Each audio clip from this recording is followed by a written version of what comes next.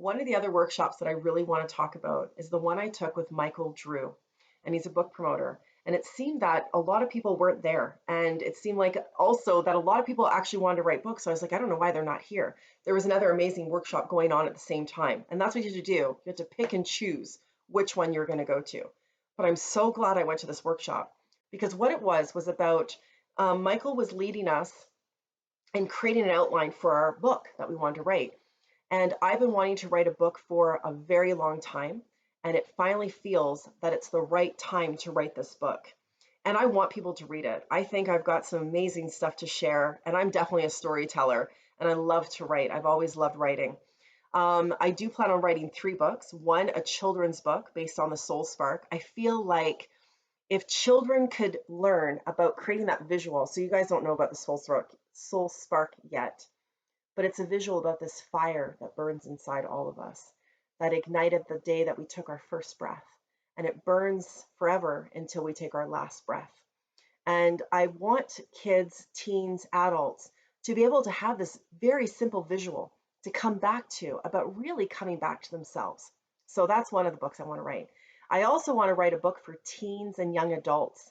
Having been a teacher for so long, a coach, a counselor with the public school board, all the interesting alternative education jobs I've held, and also based on my own journey as a teenager through a very traumatic life, I feel like I've got some really great insight to share. And once again, it comes back to that soul spark and the soul's journey and just being in alignment with who we are. Imagine as teenagers when we're trying to find ourselves and define our identity and make choices for our adult life, how amazing it would be if we knew to come back to ourselves and didn't doubt our inner yearnings so much and didn't look to everyone else to give us the answers. Finally, the book that I was working on that day was the book that I have for adults. And it would talk about my own journey. It's not a memoir necessarily, but also about the 8 principles that I've been living my life by since 2015 and how much these principles have allowed me to have a deeper understanding of myself, to level up my life and continue to move forward. And it's been amazing. It also comes back to the soul spark and all these other insights that I have to offer. And I think it's going to be a page turner, if I do say so myself. So I listened to Michael Drew. I was able to flow without pause on this outline for my book. And it was just amazing to do that. At the end, it was lunchtime, and he was graciously answering questions from people that stayed behind. I felt that some of them really kept asking a lot of questions, and I'm like, this man needs a break. Let the man have some lunch before the afternoon sessions begin.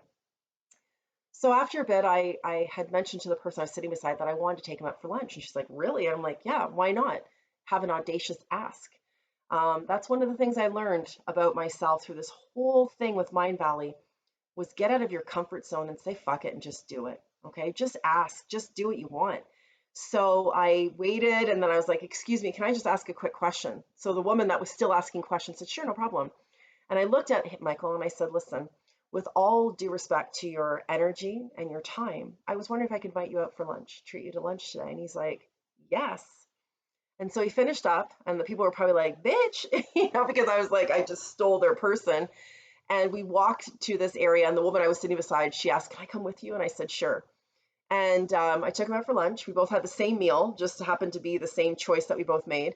And I talked about him and what his journey was and what he was interested in. And I didn't want to use him during that time. I wanted him to feel comfortable to just show up and be himself. But what I learned was that he offers writing retreats 3 times a year in Guatemala. And what he does is he was going to offer the people here at Mindvalley the retreat at cost, which was half price. I don't know how many other people knew about this. I really didn't hear that before, but I really got the insight when I was having lunch with him. And I've decided that I'm going to go to Guatemala. I have a year off after this year of teaching. So September 2023, for an entire month, I plan on going to this retreat in Guatemala for half the price. And you work one-on-one with Michael and his team to fully do your outline, write your book, get it proofread and edited. You get to do the book cover, the outline for digital, soft cover, and hardcover copies, and you get published. So I'm very, very excited. I have all the content. I can only imagine what's going to come up over the course of this year. I think it's going to be important additions to my book idea, and I'm very excited. It's going to be phenomenal. And I know that it was exactly what was supposed to come out of this meeting with Michael Drew at lunch, even though I had no expectations and I wanted nothing from him but to enjoy his time and to just see what else I could learn. So that was something that I got out of that final workshop, and it was amazing. I have one more workshop that I want to talk about, so stay tuned.